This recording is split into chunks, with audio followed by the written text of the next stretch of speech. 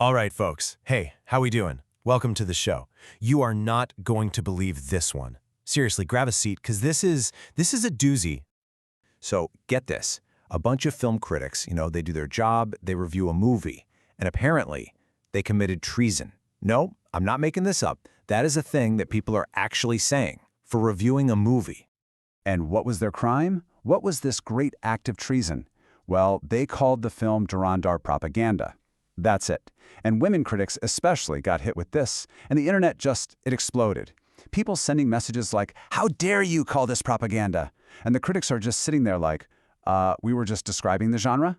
That is exactly like getting furious at someone for calling a horror movie scary. How dare you say it has jump scares, you anti-national? But that's the thing, right? Is propaganda actually a bad word? I mean, is it an insult? Because the way people are reacting, you'd think it's the worst thing you could ever call a film. Okay, let's just look at the definition. Propaganda is just information, maybe biased or misleading, used to push a certain political point of view. That's it. It's not automatically an insult. It just means the movie has an agenda. And let's be real here. Pretty much every movie has some kind of agenda. I mean, come on. Some of the greatest filmmakers of all time made propaganda. The legendary Akira Kurosawa, he made propaganda for the Japanese government during World War II. And you want to talk more recently? Anurag Kashyap's Mukabbaz is brilliant propaganda against the caste system. Heck, if you want to get silly with it, Kuch Kuch Hota Hai was propaganda. It had an agenda to convince an entire generation of us that stalking is romantic. Spoiler alert, it is not. Okay, but then you get the big counter-argument, right? You see it everywhere online. But the film shows the truth. How dare you? You're denying history. Guys, the movie is literally certified as fiction. It says so right there on the certificate. That's like watching Bahubali and calling it a documentary on ancient Indian defense strategy. All right, let me try to explain this with an analogy. Think of it like this. Yes, the Parliament attack happened. Kandahar happened. 26/11 happened. Those are your Lego blocks. They are real, they are historical facts. But what the film does is take those Lego blocks and build a giant fictional spaceship.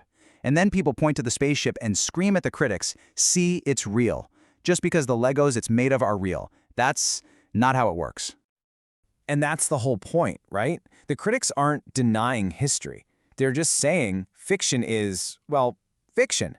It's pretty simple. Nobody watches Schindler's List and then immediately watches Inglourious Bastards and thinks, ah yes, two completely factual accounts. Hitler definitely died in a fiery theater explosion orchestrated by Brad Pitt. But okay, let's go a little deeper than just fiction versus reality. Let's talk about how this so-called nationalist film portrays our own institutions, specifically our intelligence agencies. So in this movie, you've got the Intelligence Bureau actively hiding crucial information from its own government. They're basically playing a high-stakes game of Among Us with national security. Red is sus. I saw him vent, but I'm not going to tell anyone. Let's just see what happens. It'll be fun.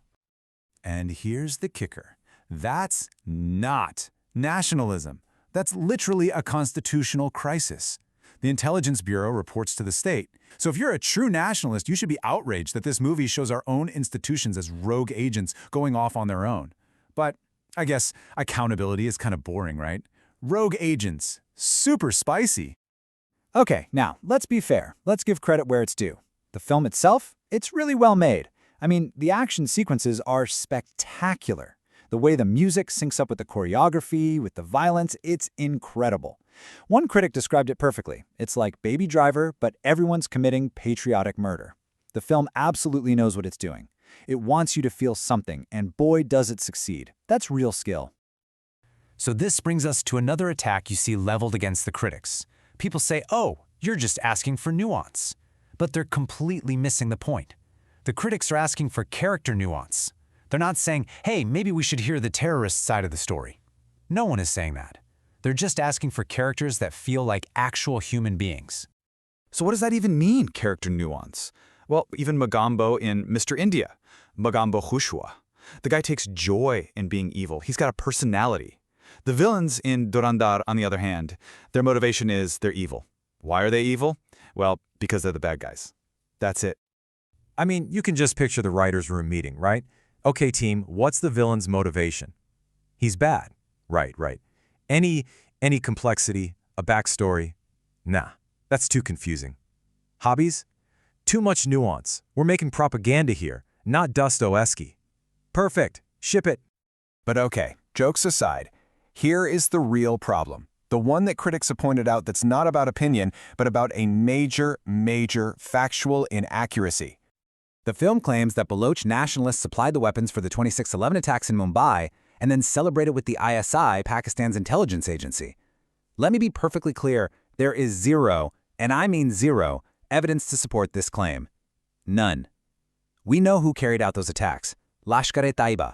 This is documented by every intelligence agency on the planet. And the insane part is, the Baloch nationalist movement fights against the Pakistani state. They're victims of Pakistan's state-sponsored terrorism. So you have a film that's billing itself as ultra-nationalist and it's slandering a group that is a tactical ally to India. It makes no sense. It's like making a World War II movie and saying the French resistance helped the Nazis because, they're all in Europe, same difference. It's not just factually wrong, it's strategically stupid. And what happens when critics, especially women critics, point this very clear factual error out? Do they get counter-arguments with sources? No.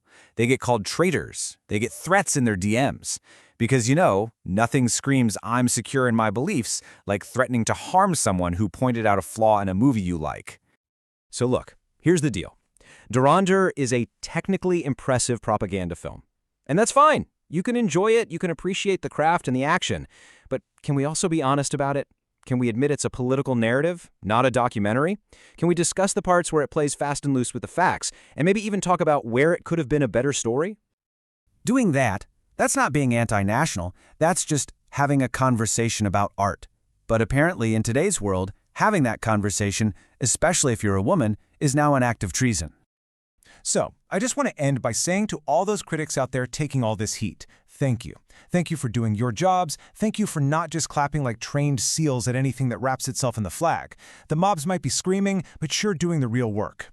And I can hear them. They're playing very patriotic music. Their anger is surprisingly well choreographed.